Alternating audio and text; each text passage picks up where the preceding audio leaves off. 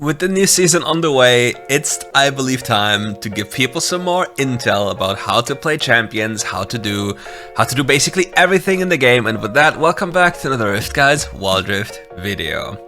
Today we're going to take a look at what is going on with Aurelion Sol, and I'll help you and walk you through it as to how you can improve your gameplay when playing Aurelion Sol. Aurelion Sol is a champion that wants to go through laning rather fast.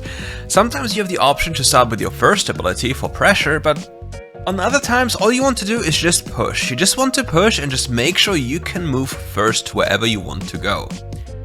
Against certain champions that have abilities like Katarina, you have the choice of either engaging with a level 1 with your first ability and going for electrocute procs, or you just simply don't care.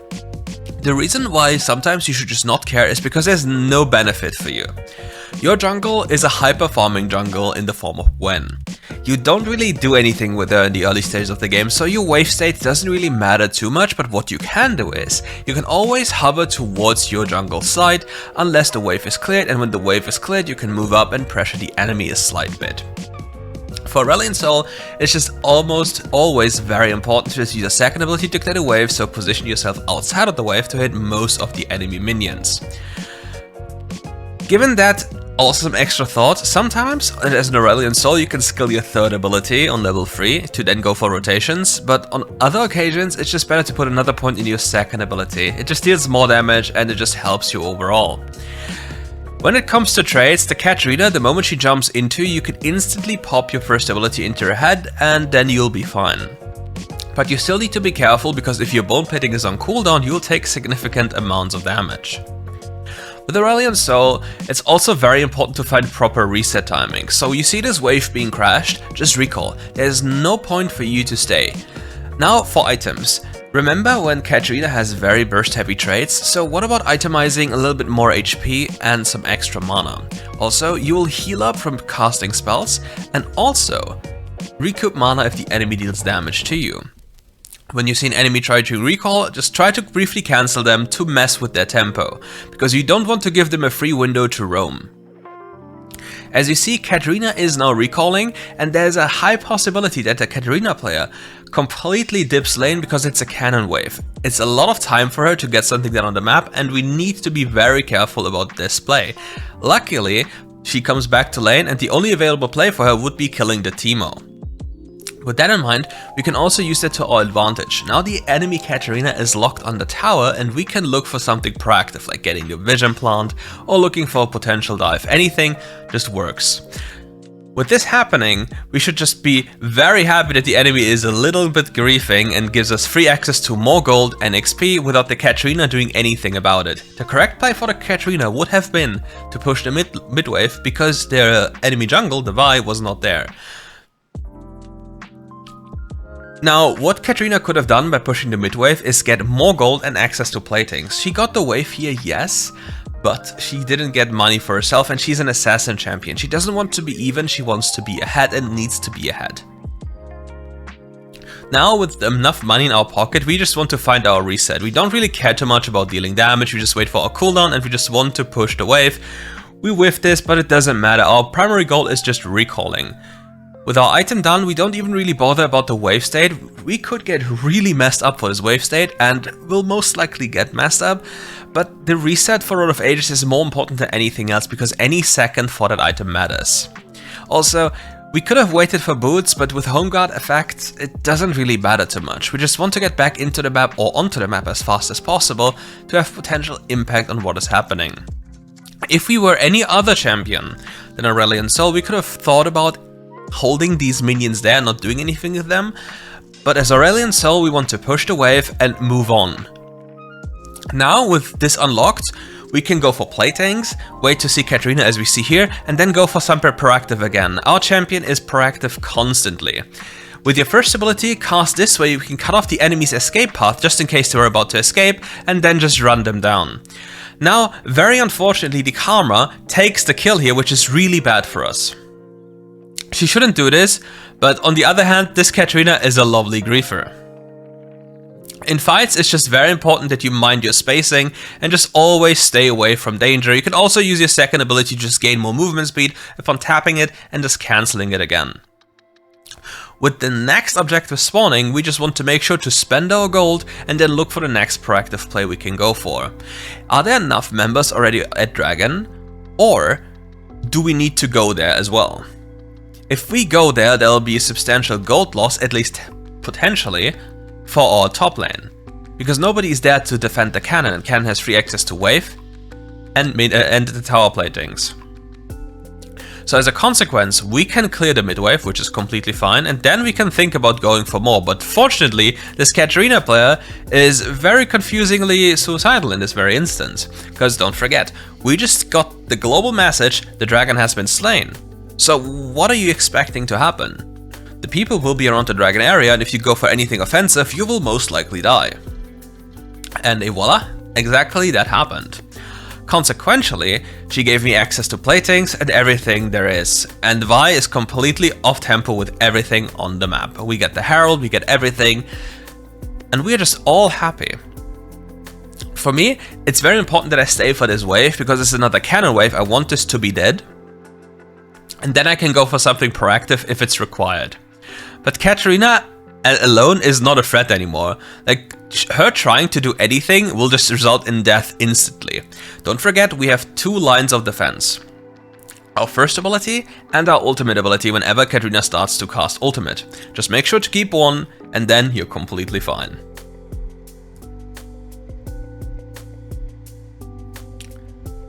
With the enemy map being in this position, also seeing the enemy bot lane already moving up, going for this wave is too risky, there's no point for it. We'll make it back in time anyway. And now for the build, it's kind of funny. I'm trying out a new thing, or new things on different champions, which is Horizon Focus, because if you hit an enemy with a non-targeted spell, which Aurelion Sol W is, you give them a stack of this lovely item. So if you look closely to what is happening, you see it stack on the Seraphine and how she gets absolutely obliterated by the item. So it's just gonna be something very funny. I'm gonna try and see if it's good, but I believe it can be good, even though it's probably very situational and gets most likely outperformed by just having void stuff. But as an Aurelion Sol, you want to stay mid lane and get the ability constantly roam around the map, because you have the ability with your first ability combined with your third ability to just reach everywhere you want. Any objective fight can also be influenced by your abilities, and it's just very, very scary to do anything when an Aurelion Sol is slightly fed in the game, because this champion is game breaking in the way he's played. Now, it's just very, very, very important to tell your teammates what you want to do, but if they're not on the same page, it gets really troublesome. But you can also bait people by just going for longer engages with the ultimate and see what happens. Unfortunately, the enemy team is slightly better prepared than we were, and therefore we just die. In theory, this play could have worked out if we played it completely differently from the get-go. But overreaching like this can cause you to lose games, so you shouldn't do so. You should be more selfish in that regard. And obviously more aware. On the plus side, our other laners are taking down the enemy top side and just getting more gold. Which leads me to the next thing we need to talk about really fast. Bot laners have one certain issue. Whenever it happens that one side is losing, they just can't stop themselves from inting. They'll keep on dying and dying and dying, and it doesn't matter what you do, you can't help them. And given that there's more people around, you shouldn't even try because it's too dangerous. But when it comes to Aurelion Sol, you need to understand that if you get too close to this champion, he will one-tap you. And notice, I just stay mid lane, and I relax here, and I try to make all my plays through mid lane onto other positions, while I remain the distance and not get really tangled up by the enemy team. My life is very important, because my life and positioning is very much determining my damage. Also, a neat secret about Horizon Focus: if you cast your second ability as an Aurelion Sol while you are already inside 500 units of an enemy champion, you will not get the bonus of your item, which is a big problem. If you cast it, however, 500 yards away, it doesn't matter how they move, because it's a channeled spell, and it depends when you start channeling it. It's very interesting how that mechanics works, and it applies to every other champion, by the way.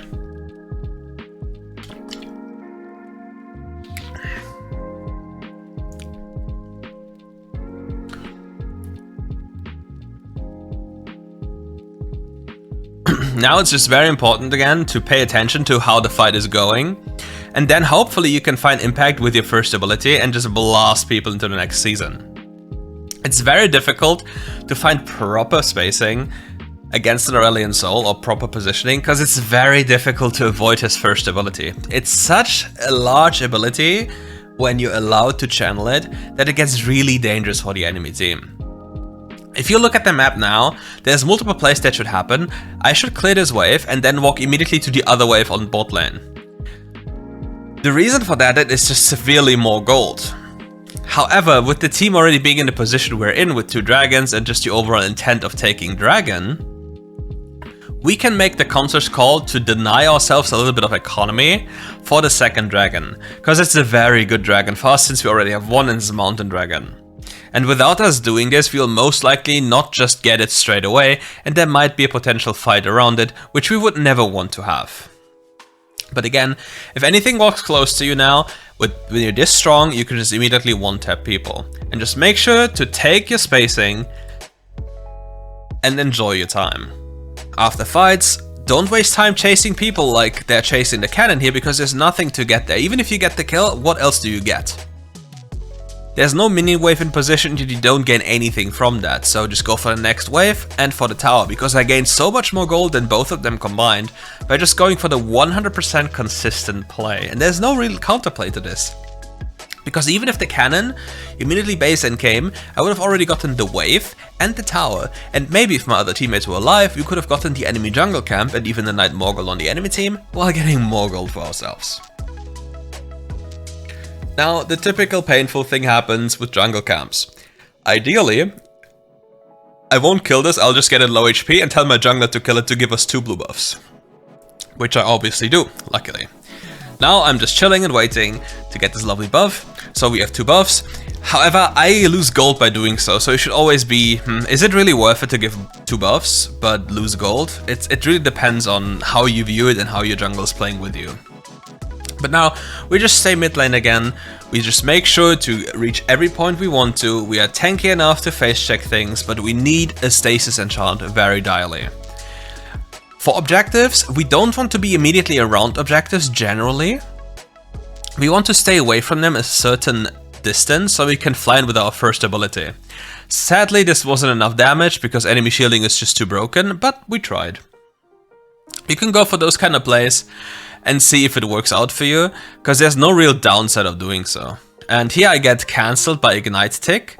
If you time it right, you can get over the wall fast enough in between Ignite Ticks. But it didn't work out here. And yet again, remember what I said about chasing people? Even if they chase me, they still have like time which they need to spend for the wave, while our teammates are getting gold on the other side of the map. And then this cannon tries to kill me. He is absolutely lost in space. And we now know that there were 3 people around here, which means our teammates can take anything on the other side of the map until they recall. So we got basically a kill for free, wave for free, wave on top lane for free, and a tower for free because they chose to chase me. It's very interesting because people get very emotional when it comes to chasing. And this is something that needs to stop. Chasing needs to have a purpose. Like, kills also need to have a purpose. If you kill people for the purpose of killing them, you gain little to nothing, unless it's like the early game of the very early stage of the game. In the early game, gold will help you snowball, and the snowball can help you cement your lead in the form of objectives, etc, etc. But in the late game, you need to combine those things. You need kills to translate into something else, unless you're expending resources like flashes, ults, etc. to just get a kill, but then 30 seconds later when the objective spawns, you have none available, and then the enemy, who just came back alive, has everything, and you're losing the fight even though you have more gold. It's a very interesting thing you need to get yourself into the mindset of, to not lose games for no apparent reason. Also, don't forget, face checking brushes is very deadly. There's no need to, so just play for wave, play with what you know, and just enjoy your time. Whenever you know how many people you see on the map, you can then play on the other side of the map and see what you can get done.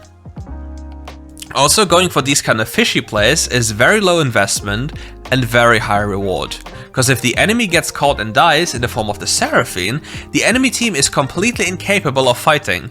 Because no Seraphine R means no teamfight capabilities. There's nothing they can do anymore to stop you or your team, because Katrina is dependent on the enemy team's CC to get something done, unless we're also so ridiculously low that they can just get us killed.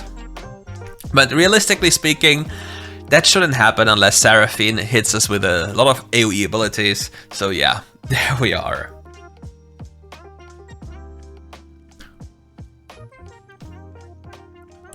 With Stasis now being a thing and the mid lane play evolving as it is, we can go for a fishy play and look what we can get done and maybe fish something. However, sadly the enemy doesn't move as we predicted them to move, so the play just dies. However, as it goes forward, we can maybe catch somebody off guard, and if we angled our first ability better, we could have most likely gotten 1 or 2 kills. But now, with the enemy flashes down again and their HP bars depleted, we get access to the 3rd dragon, and having 3 dragons against such a team is very helpful if you play the game correctly. Don't get me wrong, dragons are broken if you are free, yes, but only if the team plays remotely correct. A lot of games you see being lost or won, not because of stat differential, but because of sheer positioning. Obviously, stats can help you make the difference when it comes to positioning, because you allowed more mistakes or more leeway, but if your support, minute 20, is somewhere on the other side of the map alone and gets killed, nothing will save him. And with that in mind, the dragon buff will not help you. And most of the games turn out that way, even though you're playing in Challenger or Grandmaster Elo, which is really confusing. But going back to the idea of Aurelion Sol, me is splitting away to the side lane now because all other lanes are occupied and nobody cares enough to deal with other waves. I have to do it in order to pressure the map. The enemy forgets a certain thing, that my champion has a lot of bonus damage, but sadly the enemy team is a flash abusing bunch of evil demons, so they get away even though they just killed my entire team, yet all of them still have flash and ultimates. With the downtime I have, I just use the time to get the Scuttle Crab to just gain some additional vision, also using it as a health pack because it heals you upon killing it, which is something you should never underestimate. When you're low HP or your teammate is low HP and you need to stick around in an area, you should give them the Scuttle Crab kill, because that way you can maybe be the difference in terms of HP to allow you to win the game. Another thing about Aurelion Sol, you can't really hide in brushes because your stars will be visible, and then you'll get depressed because the enemy knows where you are and then kills you. But again, we have more than enough information about the enemy's positioning, so we can just walk in here and take everything we want, because there's no real threat to us as of now. Here, the Gwen shows nice level-headedness and hops over to smite us to give us 2 blue buffs. Yet again, the argument can be made, well, I lost the gold, yada yada yada, but having 2 blue buffs is certainly nice at this stage of the play. My team should basically not do too much, they can just linger around the Baron, but they're going for interesting things, and by lingering around the Baron I can push in the next waves, because nobody can face me at the moment, and then they might be allowed to do Baron or anything else. Sadly, our team composition doesn't really accommodate for any of those kind of plays, because we don't really have a dedicated split pusher, nor do we have a really good split pusher, nor is our Baron particularly fast due to the champions we play. And we also most likely drop low unless Karma shields all of us, which she can't. With all that in mind, it gets very difficult to accomplish something here, and the enemy team is about to collapse on somebody, and now it's our time to shine. We need to make sure that we blast them away with our damage. And with the enemy getting absolutely blasted, Katrina finally sees a moment of jumping in, and we have to get out. Katrina is at a point in the game where she's strong enough to kill us, even though she doesn't really have many items. She just has too many cooldown resets here, but luckily, on the other side of the map, Teemo is taking down the best inhibitor tower for the Baron. With this, we'll have natural pressure, which will allow us to go for Nash at any point, because somebody on the enemy team has to respond. And yet again, the common theme happening and happening again, the enemy abusing the flash spell. Here, the best potential or best possible play is taking the mid lane inhibitor, even though it's the weakest inhibitor out of all of them, and here's why. Every play in the game can be potentially made from mid lane. You can reach any point of the map and you can always clear mid lane without losing too much. However, clearing top lane when Elder is available or clearing bot lane when Baron is available is a serious commitment. Because you have to put yourself out of position, and if you're out of position you can get punished. Yet again, my team should never be doing this, because there's no reason to do this because Elder just spawned. Just wait for everyone to be in position and then make a play. With the enemy doing the typical enemy thing while they chase people around, we are given an opportunity to just take everything. And the funny thing is they know. They know we're on it, and for some reason they're not doing anything. All of them recalled to deal with the minion waves, even though they saw us on a ward and pathing towards Elder, and now with Elder done, how can the enemy team win anymore? It's just not possible. Now, it's just a matter of time until we win, because we can either force a fight, or we can play it slowly and now walk towards Nashor. And with Nashor being in the position where it is, we can wait for the next wave to do something and then win the game. But here, my Gwen just hits the funny point of being a level 15 Gwen with her ultimate ability, and with the ultimate ability in Elder, she'll just destroy people. And I can even do this to the Kai'Sa, cause well, Elder is a funny thing and Double Dragon is cool. And that's it for today's video. Thank you all for watching, and if you want more RiftGuides content, then come back for more. See you soon.